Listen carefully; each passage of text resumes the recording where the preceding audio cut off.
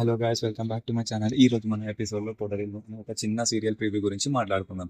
ఇక మొదట్లో Chakri night trip వరకు వాళ్ళ ఇంటికి చాలా లేట్గా వస్తాడు. కానీ డోర్ దగ్గర మహాలక్ష్మి ఆయన కోసం రెడీగా వెయిట్ చేస్తూ తలుపు తీస్తూ ఉంటుంది. ఎందుకు ఇంత లేట్ అయ్యింది? ఆఫీస్ నుంచి డైరెక్ట్లీ మేడం దగ్గర బొట్టు బిల్ల పెట్టుకోవాలి వెళ్ళారా అని జోక్గా మాట్లాడుతూ ఉంటుంది. నెక్స్ట్ టైం కాల్ చేయకుండా లేట్గా వచ్చారు, మీ మొబైల్ ఫోన్ కి తాళం చేయించి స్విమ్మింగ్ పూల్లో ఎత్తి కొట్టేస్తా అని వార్నింగ్ ఇస్తూ ఉంటుంది. ఇక నెక్స్ట్ డే మార్నింగ్ చక్రి తన తమ్ముడితోటి షేర్ చేస్తూ ఉంటాడు. బ్రదర్ ఫుల్ గా కాన్ఫిడెన్స్ ఇస్తాడు. మహాలక్ష్మి గారి చేంజ్ లా వచ్చింది రా, నువ్వు వచ్చే వరకు పరిగెపలు కాసింది అంటే తన దగ్గర లవ్ స్టార్ట్ అయ్యింది, నిన్ను ప్రేమిస్తుందేమో అని డౌట్ గా ఉంది అని చెప్తూ ఉంటుంది. చక్రి ఇన్సైడ్ చాలా ఖుషి అయిపోతూ ఉంటాడు.